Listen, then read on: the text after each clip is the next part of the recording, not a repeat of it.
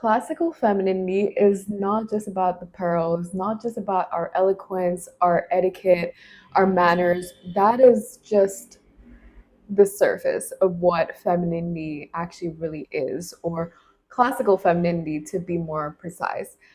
It is something far deeper, and if you really just look into the words classical femininity, classical is something timeless. Timeless means something that goes far beyond trends, far beyond fleeting opinions, aesthetics. It is not an aesthetic. Classical femininity is not an aesthetic. And although a lot of women would be inspired by Audrey Hepburn, Grace Kelly, Katharine Hepburn, all these women who embody classic femininity. It is not a trend. It's not something vintage at all. It is something that is at your core that you develop yourself. There's a reason why we still talk about these women that I just mentioned till this day is because they embody this classical femininity. It's not because it's vintage or, you know, we had great posture, all these things. No, I think it's because they really embody traits that are timeless. And when we look at these women on screen or in interviews, we see how they interact with one another. We're just so inspired because they embody this just assurance within them. And it's not anything to do with vintage and the fashion. I do appreciate the mannerisms and the eloquence, the fashion of old Hollywood movies, but that is not really what classical femininity is about. That is just the accessories, if that makes sense. The reason why I'm so passionate about classical femininity is because it's rooted in truth and it is to empower women. And I think that's honestly the root of feminism is really to just empower women. And I have the impression that today it can kind of be distorted, that this new kind of feminism almost, I'm not going to say all feminists are like this at all, no, but there's this new kind of extreme feminism where we have to be loud, we have to yell, we have to say our worth, we have to hate all men. And that is exactly what is opposite of classical femininity. And classical femininity acknowledges the beauty that God has created, the creation of God, of men and women, and how they're supposed to coexist with one another. So, first things first, let's get it straight. Classical femininity is not a trend, it's not about appearances.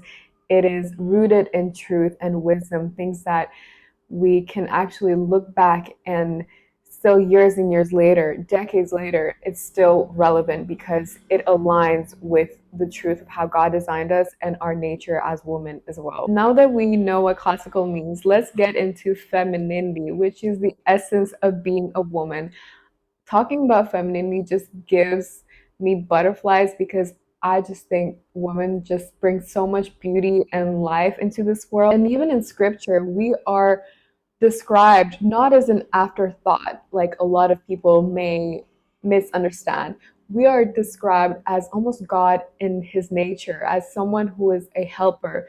The Hebrew word is ezer, and the word ezer is also used in scripture to describe God, his nature, as a nurturer, as a deliverer, as a warrior. That is the same word that God used to describe us. So let's get rid of the idea that women are weaker, that feminine women are weaker. Absolutely not.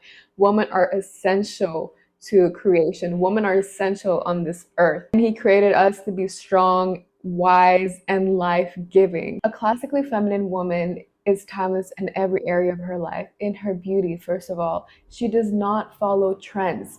The trends, micro trends, all of that, they're all over social media, but she is rooted in her style. She knows exactly what makes her look good, what complements her body. Every single week, there's always something new, but a classical feminine woman is so assured in her style, and it is something that she can pass down to her granddaughters because it is so timeless. And in terms of the face, the makeup, she knows that her face was created by God and that her face is so beautiful. She does not need to transform her face, but she uses makeup to complement and to accentuate the features that God so blessed her with. Her wisdom does not come from the world, it does not come from social media because she knows that every single day there's always a new opinion and the opinions always change.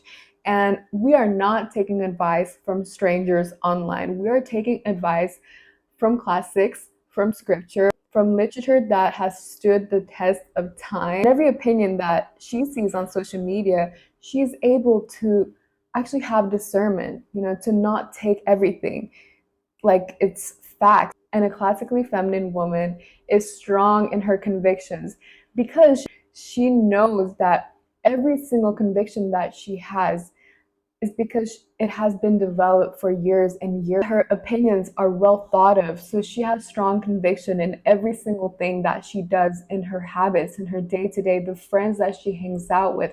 She has strong conviction that the circle that she surrounds herself with is uplifting her, and she has conviction of the partner that she's with. Everything around her, she has thought of, and she uses this gift, this lady wisdom, to make decisions. Femininity is simply about how a woman carries her soul and honors the gifts that God has given her, the unique gifts that God has given her. And a feminine woman really brings life to every single situation, whether it's through speaking life onto people, to encourage people, being nurturing with other people, and just deeply intuitive. She is just so present that she knows exactly what her friend may need. Before her husband or partner even mentions something, she's already on it. She brings so much joy, beauty, and life into a man's life. And I really hope you ladies understand that your presence, and this energy that you hold inside of you, like, let it out. Let it out. Share it with the people around you because it is God given. Like, you have life giving energy inside of you. Can you imagine that? Like, your body can make a child. You're the only gender who can do this.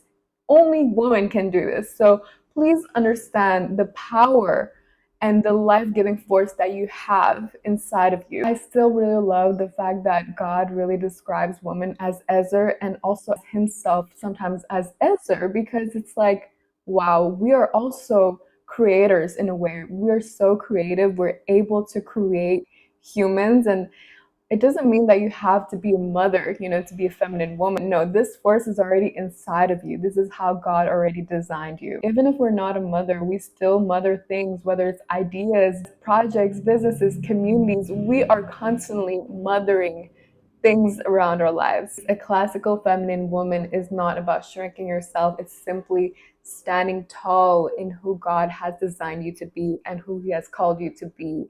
We're just walking in the purpose that He has given us as women, the qualities and the gifts that He has so blessed us with. And if classical femininity is rare today, my question to you ladies, are you part of the woman who will be brave enough to bring it back, to embrace the beauty of it? I want you ladies to start now, to be the example of that feminine woman in other people's life. It really, really inspires other women. And I think just by simply working on this on ourselves, we actually help thousands and thousands of women. The fact that I was on a journey to, embracing my femininity and really understanding the value of it helped thousands of women. And it started with me. It just started with me. Ask God today, what does it look like for you to walk in the fullness of who He created you to be?